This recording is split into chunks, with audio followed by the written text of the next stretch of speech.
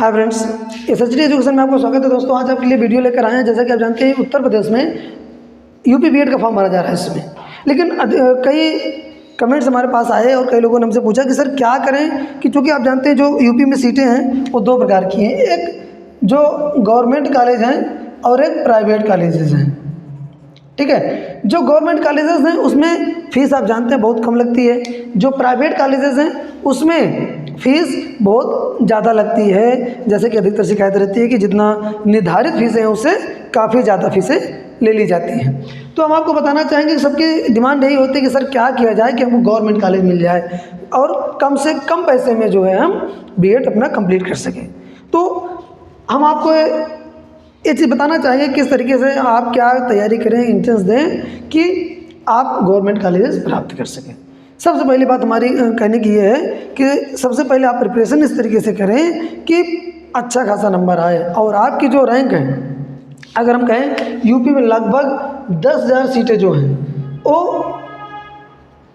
Government colleges की हैं। ठीक है, लगभग 10,000 सीटें किसकी हैं? गवर्नमेंट कॉलेजेस की हैं। लेकिन ध्यान रखें, एक थोड़ा सा कम ज़्यादा भी हो सकती है क्योंकि कुछ की मान्यता कुछ कॉलेजेस में घटते बढ़ते रहते हैं, इसलिए जो है ये सीटें गड़बड़ भी सकती है। लेकिन एक रेशियो मानकर चलिए कि लगभग जो है 10,000 सीटें हैं। तो लेकिन आप ये बात मानकर चलिए कि अगर आपको लगता है कि सरकारी कॉलेज ही चाहिए तो ये बात एक रेशियो मानकर चलिए कम से कम, भाई कम रैंक आ जाए, एक रैंक आ जाए तो बहुत बड़ी बात है, अच्छी बात है। लेकिन कोशिश ये करिए कि कम से कम 2,000, 3,000, 4,000, 5,000 तक रैंक अगर आपकी आ रही है तब गवर्नमेंट कॉलेजेस में आपको ज़्यादा जो है दिक्कत नहीं होगी। नहीं अंत में वही 6-7-8,000 रैंक जब रहती है तो पता लगा पूरे उत्तर प्रदेश के जितने गवर्नमेंट कॉलेजेस हैं वो भरने पड़ते हैं आपको। उसमें फिर जो कॉलेज दूर का कॉलेज खाली रहता है वो मिल जाता है आपको। इन दिस कंडीशन आपको करना क्या है, कैसे तैयारी करें कि आप सही तरीके से कम रैंक ला पाएँ और अच्छे से नज़दीक का कॉलेज अपने लॉक करें और मिल जाए। देखिए, जैसे कि आप जानते हैं दो स्ट्रीम होती है, साइंस और आर्ट। अब एक पेपर जो फर्स्ट पेपर होता है वो कॉमन ही होता है दोनों के लिए, चाहे साइंस के लिए हो चाहे आर्ट के लिए हो।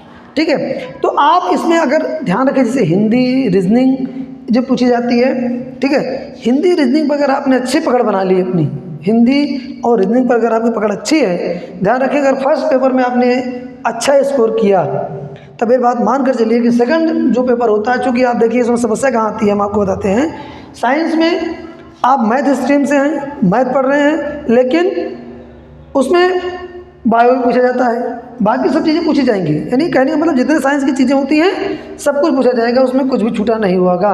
उसी तरीके से आर्ट साइड के जो बंदे हैं उसमें समस्या क्या आएगी, उसमें समस्या ये आएगी, मान लीजिए आप इतिहास, भूगोल, नागरिक शास्त्र पढ़े थे, लेकिन उसमें समाजशास्त्र पूछा जाएगा, उसमें अन्य जो सब्जेक्ट हैं वो भी पूछे जाएंगे। यानी कहने का मतलब आर्ट साइड के जितने भी सब्जेक्ट हैं वो सभी पूछे जाएंगे, यानी सभी सब्जेक्टों पर आपकी पकड़ अच्छी नहीं हो पाएगी। तो यानी कहने का मतलब क्या है, आप पूरी तरीके से फर्स्ट पेपर पर अगर आप ध्यान देते हैं, फर्स्ट पेपर अगर अच्छा जाता है आपका, तब ये बात मान कर चलिए कि सेकंड पेपर में स्कोर आप जो भी करेंगे वो आपका प्लस पॉइंट होगा। अदरवाइज आप फर्स्ट पेपर में ही गड़बड़ा देते हैं, अगर आप मान लीजिए हिंदी में पकड़ अच्छी नहीं है मान लीजिए, तब उस कंडीशन में आपको थोड़ा सा दिक्कत हो सकती है। यानी कहने का मतलब ये हो गया कि फर्स्ट पेपर अगर आपका गड़बड़ा गया तो उस कंडीशन में सेकंड पेपर को संभाल पाना आपको मुश्किल हो सकता है। क्यों? क्योंकि हमने अभी आपको बताया साइंस के स्टूडेंट्स जो हैं उसमें मैथ के स्टूडेंट के लिए साइंस, बायो में दिक्कत, बायो के स्टूडेंट के लिए मैथ में दिक्कत, ये भी चीज़ें इसमें रहती है। इसी तरीके से आर्ट साइड में भी दिक्कत, हमने आपको बताया अभी कि आर्ट साइड में भी वही प्रॉब्लम आएगी कि इतिहास पढ़ने वाले भूगोल नहीं आ रहा, भूगोल वाले पढ़ने वाले को इतिहास नहीं आ रहा। यानी सब पारंगत नहीं हो सकते हैं सभी सब्जेक्ट्स में। तो इसलिए आपको पूरी तरीके से पकड़ कहाँ पर आनी चाहिए, जो आपका फर्स्ट पेपर है। यानी इसमें कोशिश करें कि अच्छा स्कोर करेंगे अगर आप, तब आपकी रैंक अच्छी आ जाएगी। वैसे फिलहाल स्कोर करना दोनों में पड़ेगा, एक में स्कोर करने से कुछ होने वाला नहीं है।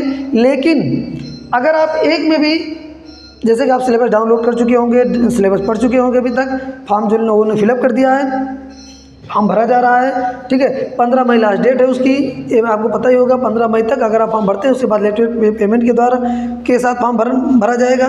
तो सिलेबस पहले सबसे पहले डाउनलोड करिए, आप ये देखिए कि क्या क्या चीज़ें उसमें पूछी जानी है, कितना पढ़ना है हमें, कितना नहीं पढ़ना है, वो चीज़ें आप पहले सबसे पहले आप वहाँ पर देखिए।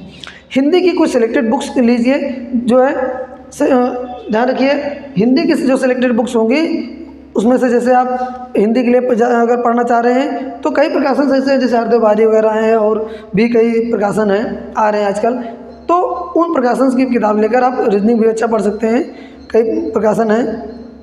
तो हमारा कुल मिलाकर इतना कहना है कि अगर आप फर्स्ट पेपर में अच्छा स्कोर करते हैं तो इन दिस कंडीशन आप अच्छे रैंक ला सकते हैं। अगर आप फर्स्ट पेपर में स्कोर अच्छा नहीं करते हैं तब थोड़ा सा आपको समस्या हो सकती है।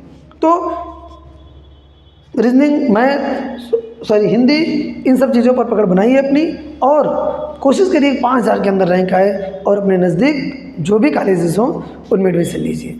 इसके आगे के जो रणनीति है अगली वीडियो में हम आपके साथ ज़रूर शेयर करेंगे, ताकि आप किस तरीके से अगर चूक हो रही है तो उसको किस तरीके से पूरा सकें। एक चीज़ और कहना चाहेंगे हम, अगर हो सके तो लाइक, सब्सक्राइब, शेयर जरूर करें हमारी वीडियो को और लोगों तक पहुँचाएँ ज़रूर।